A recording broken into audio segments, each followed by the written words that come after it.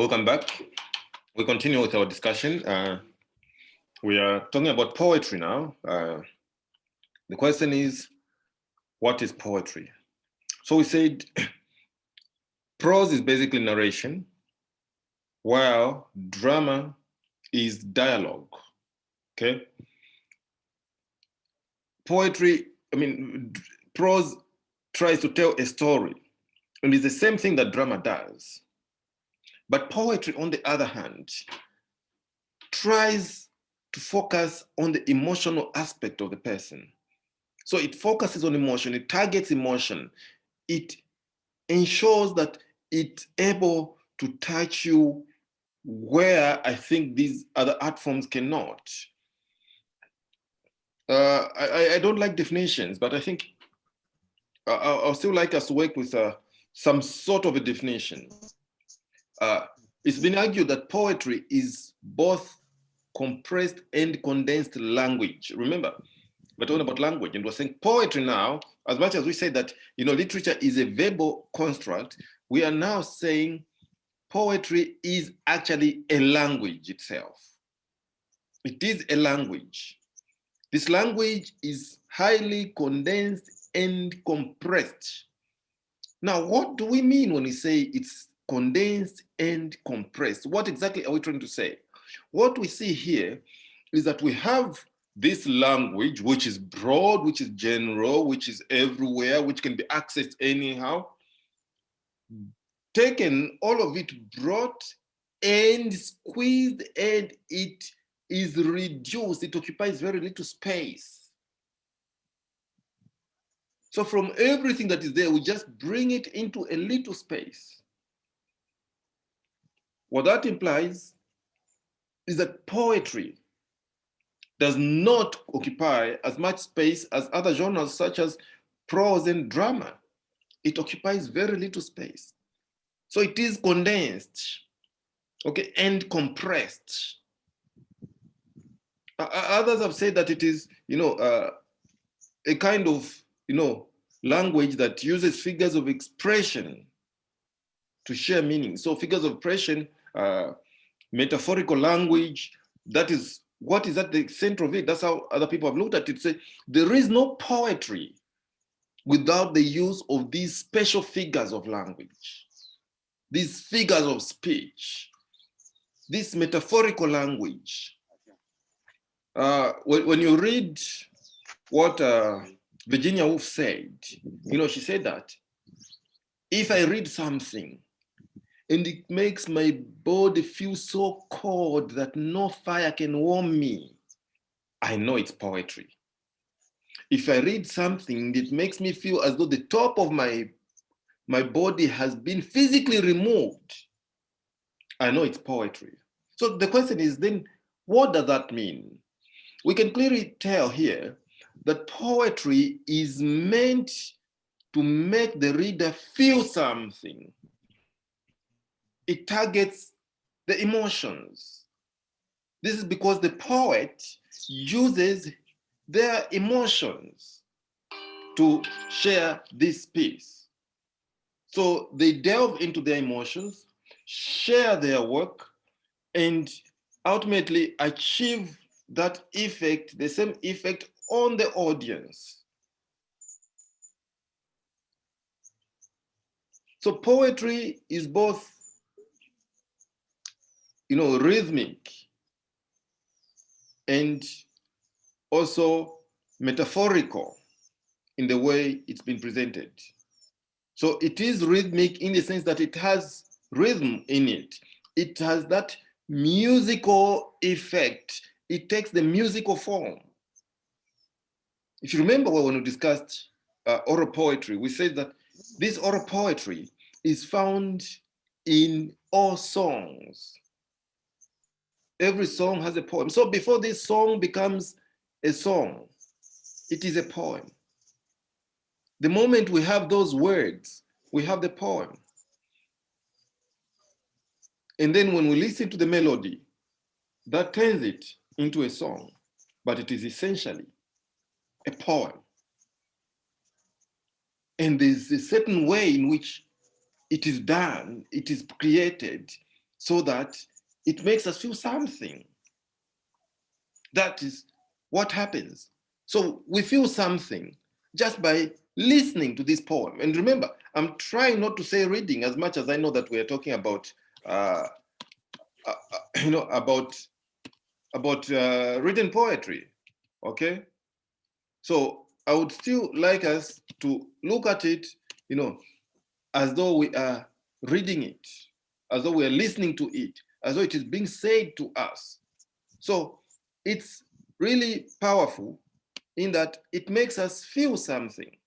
And usually it is not what we always see because it goes deeper. It is not what we see. We see something, but that something is not always the same. Let's look at that piece there. I would like us to see that we don't see what we thought we saw because it goes way beyond what we see. It goes way beyond our own imagination. Here a pretty baby lies, sung asleep with lullabies. When you just read those two lines, what comes to your mind? Here a pretty baby lies, sung asleep with lullabies.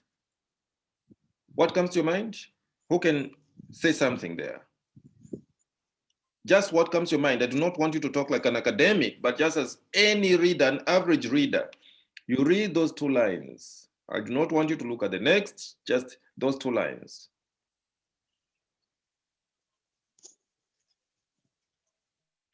Anyone? No one has read? Well, I've read for you. Let me try. Yes. Probably, I mean, when I read, I think it's giving me a picture of a baby who has slept because a lullaby was sung to that baby. Okay. She fell asleep because a lullaby has been sung to her.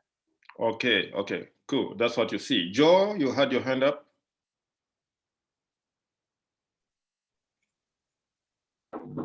Basically, it's the same. I'm thinking there's first the mother sang the lullaby, baby is asleep, and then now I'm seeing this room which is silent. Okay, so here a pretty baby lies. So the baby is, it's lying. Then the next line says, sung asleep with lullaby. So the first thing you see is a baby lying, not a baby sleeping. Are we together? When you move to the next line, you realize that, oh, actually this baby is sleeping, right? It's not just lying, because one will be lying and yet they are awake. But here we are told actually the baby is sleeping. And we're told, please be silent and not stare. And we know what will happen if you stare, if you're not silent. What will happen in the third line? Why are we told that? As we are reading, what do you think it says?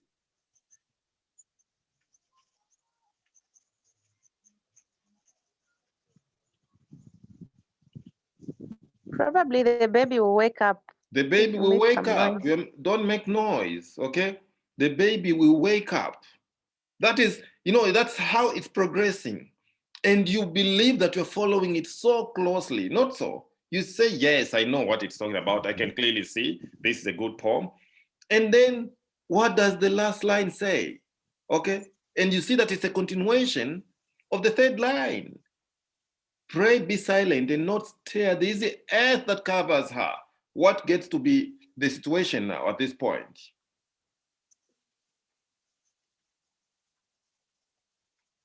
What do we see when you read the final line?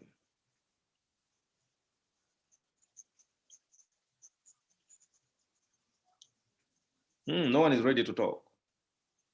Yes, Grace.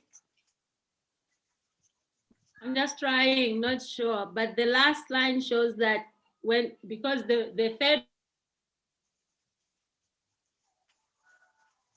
Hello?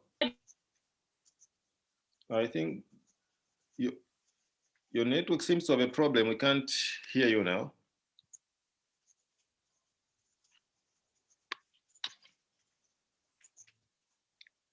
Okay, I think Grace's line network has a problem. Who else? Everyone talks about being silent, Okay, but then, yeah, it's bad, it's lagging. I can see.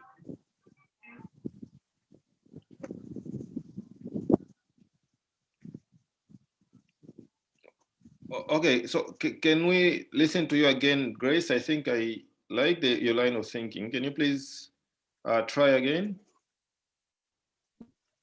Can you hear me now? Yes, yes, we can hear you.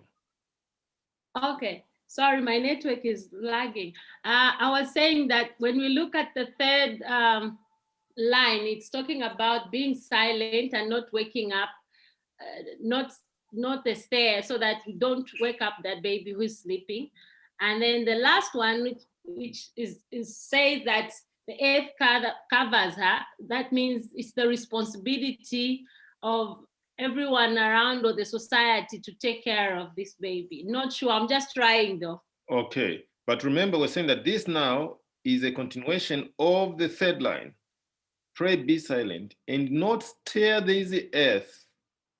Okay, that is there, very easy. So we're trying, they have deliberately done that to ensure that there is rhythm. This is the earth that covers her. Does anyone else have a different view? Let me try, sir. Is that Julie? Yes, please. Okay, yes. Probably the last line means that it's not easy to make this baby fall asleep again, so we shouldn't wake her up. Okay, it's not easy to make the baby sleep again. Okay, I noticed that Joel had his hand up, and now there is Proud as well. So Joel, you go first, then Proud will come next.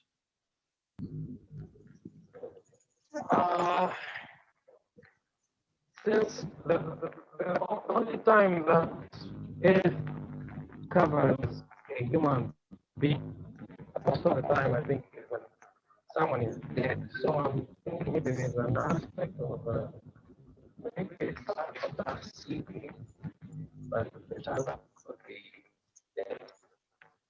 Okay, your line is equally not very clear, probably because of network issues as well. But I can see you are saying that you see an element of death in that. Proud also has his hand up. Proud, what do you have to say? What I can say is that not still the easy earth that covers her is simply talking about the environment where the baby is asleep. Do not disturb the environment where the baby is asleep. Okay. Sure. All right, thank you so much. So here we have the poem. I'll read it again. Here a pretty baby lies, sung asleep with lullabies. Pray be silent and not stir the easy earth that covers her. When we get to the fourth line, we realize that this child is covered with earth. Okay? So just as Joe, suggested, what we can see here is that the child who is asleep is covered with earth. In short, the child is buried. And it's difficult for you to even see that in the final line because from the first line, you were always being misdirected by the poet. And that's very deliberate to show you that one word can mean the other. You can say ABC has gone to sleep when you actually mean they have died. So it's a matter of playing with language to say one thing when you mean the other. Let's get back to our definition of poetry. Okay. So we're saying that poetry is a kind of language that uses figures of speech to express meaning, and its maximum, its aim is to have a maximum impact on the reader. It's meant to do something to you that cannot be done by these other art forms. And that's why you have to be extra careful when you listen to it. You have to think, have I got it? Has it hit me where it's supposed to hit me? If it feels too plain, then there is a possibility that it's either you're dealing with a novice in poetry, or you are a novice in reading poetry.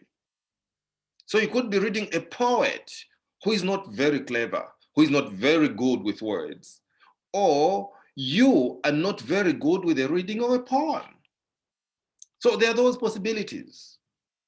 There are those possibilities.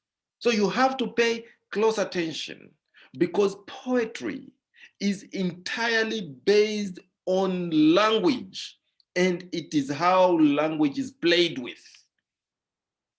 We have already agreed that poetry is meant to be beautiful. It is meant to be enjoyed. When you listen to Edgar Allan Poe, he says, a poem is a work of art, and the work of art is enjoyed out of its beauty. Without this beauty, it will not be enjoyed. So it is basically the beauty that we follow, nothing else. So we need to be paying close attention. What is it that makes this poem have beauty?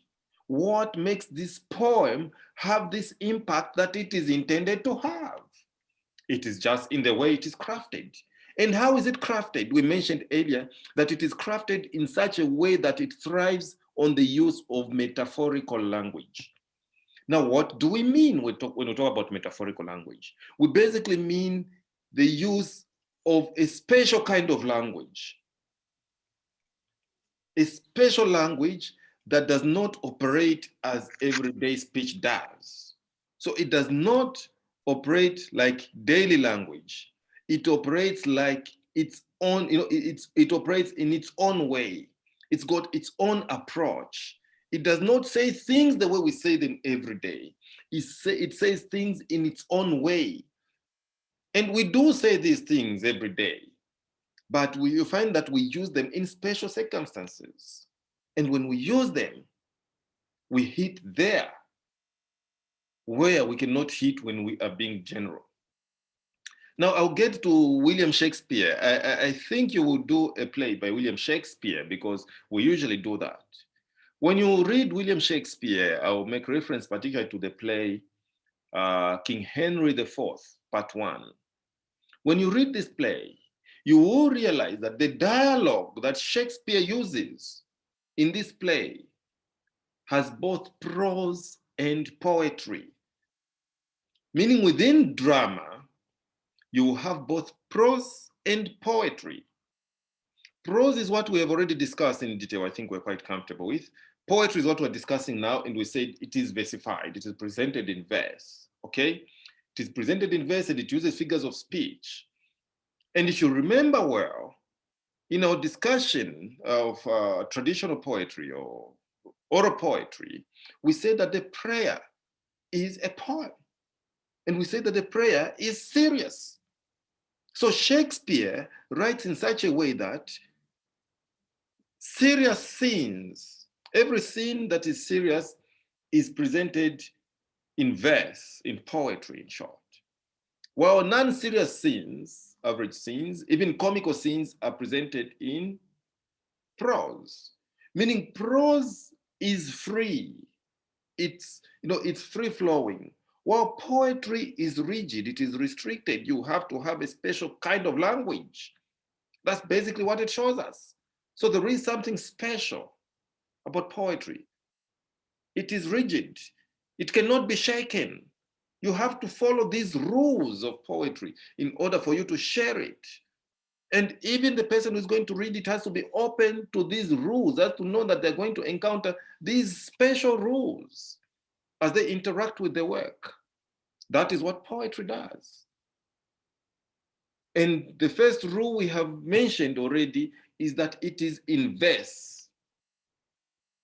So you do not write it in prose. Of course, there is prosaic poetry, okay, or poetic prose, but prosaic poetry is there.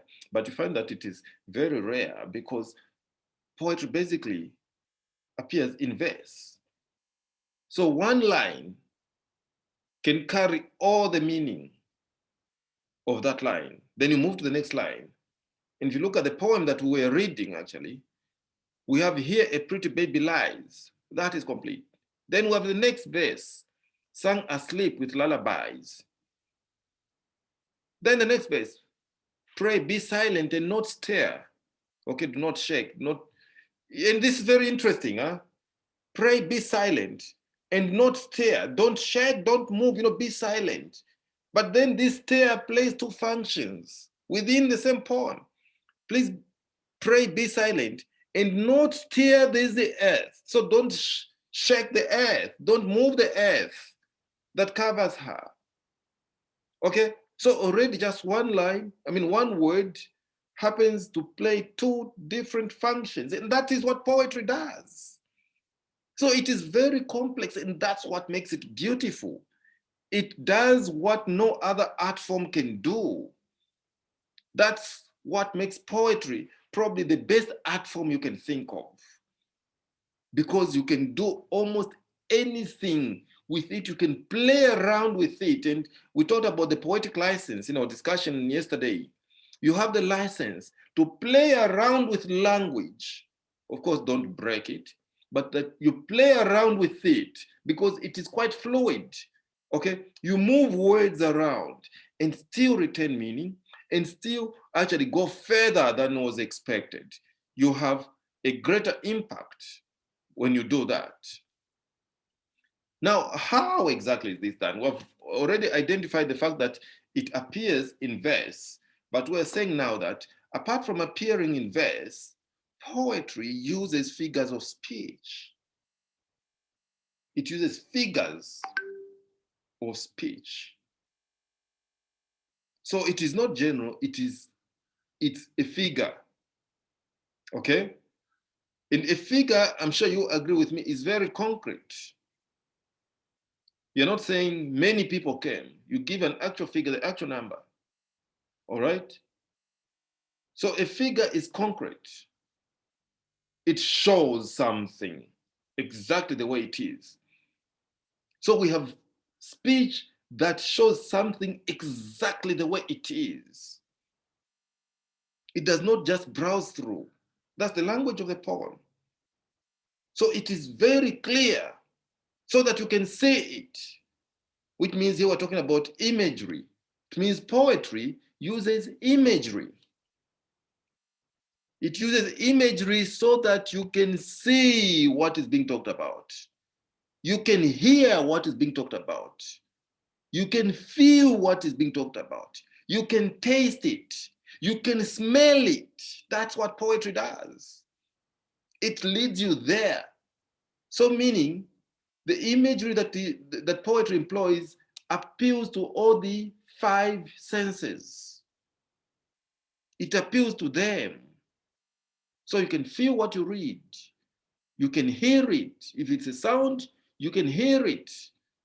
If it's a taste, you can taste it. Say, yes, that's what it is. If it's, if it gets on your skin, you can feel. If it's painful, you can feel the pain. That's what the poem does, okay? So it gives you all, it appeals to all the senses of the human being, all the senses. When we talk about, for instance, hearing the sound, this is something that you easily see when you read Edgar Allan Poe's poem, The Bells.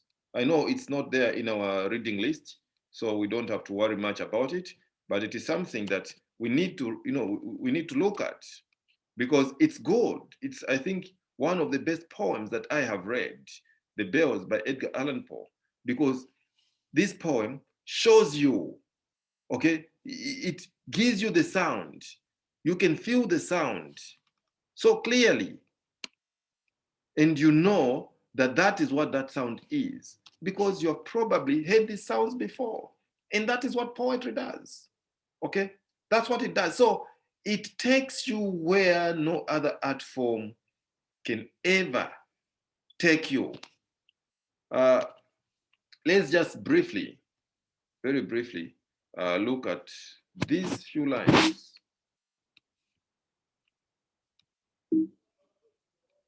Okay, let me just get to where the lines are.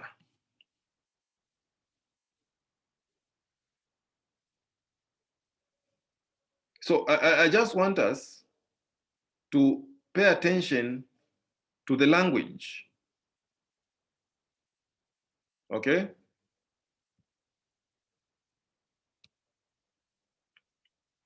All right, can we see that?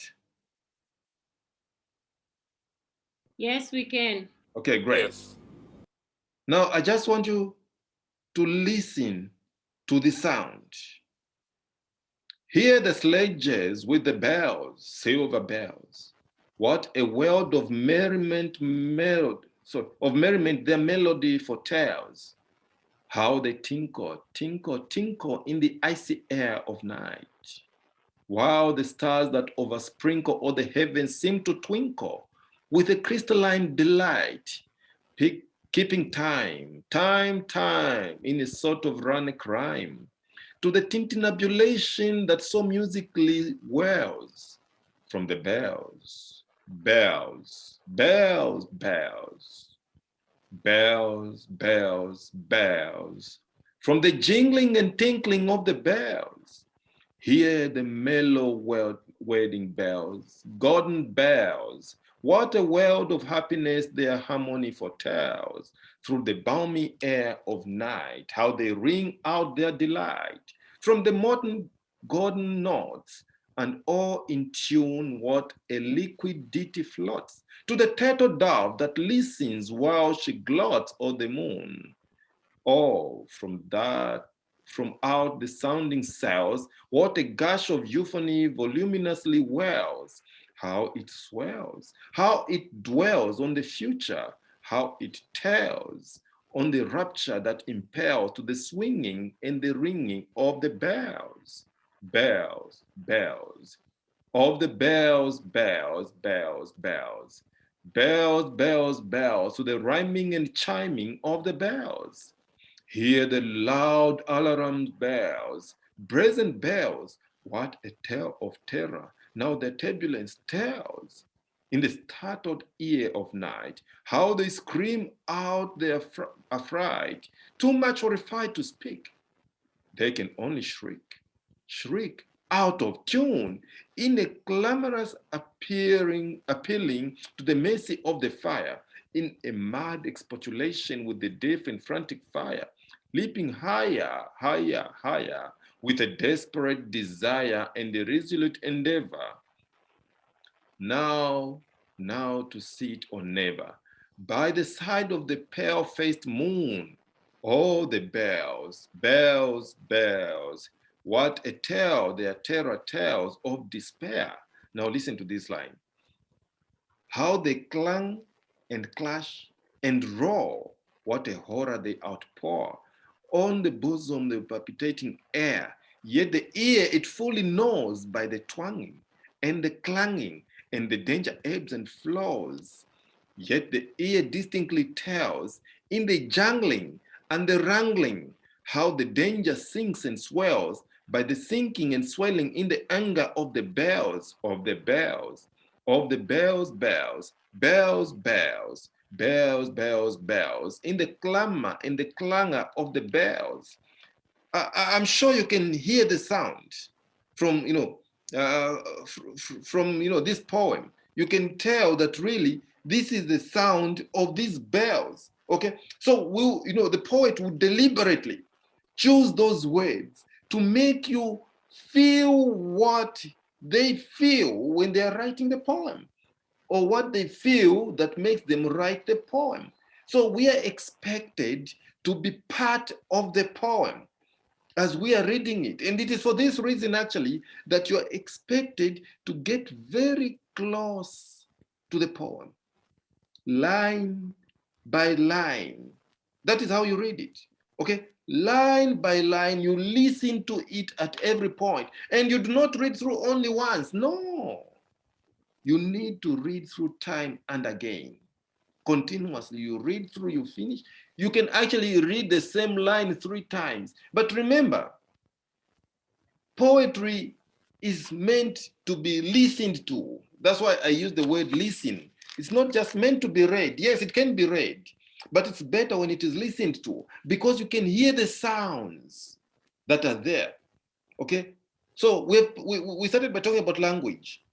But I'd like you to know that as we proceed, we'll also turn into talking about the sounds that are employed, in poetry. What kind of sounds contribute to making poetry have this beautiful texture that we've talked about, that makes it be a beautiful piece of work? What sounds are used in the poem? So we will, still get, to all that. But so far we've talked about imagery, and actually I think when you saw when you first encountered the bells, you could see what was being referred to. Okay, you could see what really was being shared, because, for instance, when he's talking about the night, he says, "Hear the sledges with the bells, silver bells. What a world of merriment! Their future, what their melody foretells. How they tinkle, tinkle, tinkle in the icy air of night." Right?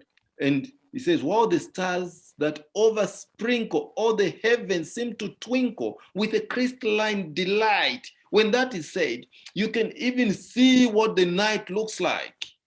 You can tell, say, yes, that is the night we're talking about. That is how it works. And that is what it does. So you have to feel it. It has to be part of you for you to be able to tell that there is that. Now, what figures of speech? I think we need to get back to that. What are these figures of speech that we are talking about? I expect you to read most of these on your own, just to find these elements, to know a lot about these elements. Just read on elements of poetry. So that's something that you can read on. I'm giving that to you as your subject of reference. So just read on elements of poetry. But now let's talk about figures of speech. The most common figure of speech that is used in poetry is called the metaphor. So the metaphor is the number one figure, and I'm sure you have used it many times, okay? So what really is the metaphor?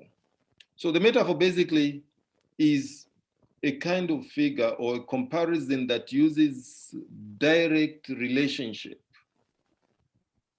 So instead, you are comparing yourself to something else. So instead of saying, I am like fire, you say, I am fire. You say, indine moto ine, okay? So when you say that, you compare yourself to something that is very unlike you. So these are very unlike, not related, but then you relate them very directly. Ujamwana ni njoka. The moment someone says ujamwana ni njoka, you know that there's a lot to be said about that ujamwana. Okay, if they're going to be called a snake, then there's something special about him. Ni mfwiti, or ni nkaka, ni mukali akali paini, huh? What is it? But you know there's something strong about that child. Okay? So similarly, say, no, sindi no sovere saine, dinenjoka ine. Then you're telling people to fear you because there's something special about you. There's something that people have to fear. There's something that people have to be wary of. There's something that people have to pay attention to about you. So the metaphor makes that direct comparison. On the other hand, we have the simile. The simile is just like the metaphor, except that it is not direct, so it uses like. Okay? So you say like. Ujamwana alingati njoka. That child is like a snake. Okay? So if you use like or as, then you're using the simile. So you can use a simile to share information about something, and that's what poets do. So when you use these terms, just know that you're using terms that are used in poetry, and I'm sure you know that you have been using these terms quite a lot. You use them yourselves. So ujamwana lingati njoka, or ujamwana ni njoka. You have used these terms before. Then the poem also uses the element of the apostrophe. So the apostrophe is, an element where you address something that is not present as though they were present. So it is absent, or maybe a person is dead, but you talk to them as though they are there, as though they are present. Okay, that is the apostrophe. So you're saying it, okay, Actually, you do it well. I do not know, but you know, when you talk to someone who has passed on, actually, I listen to most eulogies. You know, someone is, you know, sharing a eulogy about someone who has died. They will be addressing them as though they are present. As much as we can see the body there in the coffin, but we know that that person cannot really hear them. They cannot feel them. So what we're using there is the apostrophe. Now, similar to the apostrophe is, I've forgotten the term, personification. So personification is similar to apostrophe. So for apostrophe, we said this being is not present, or maybe they are dead, and yet we address them as though they are there. Personification, on the other hand, addresses a being that is not human as though it is human. It gives human features to a, you know, to a being that is not human, to just some object, and yet makes it appear as though it is a human being. Okay, you give it living features, turning it into a living being. You animate it, it becomes animate using special features of language. So that is the apostrophe. Let's continue in the next round of the discussion, where we continue discussing poetry and we look at some of the poems that we're doing in class. So we'll meet after a few seconds.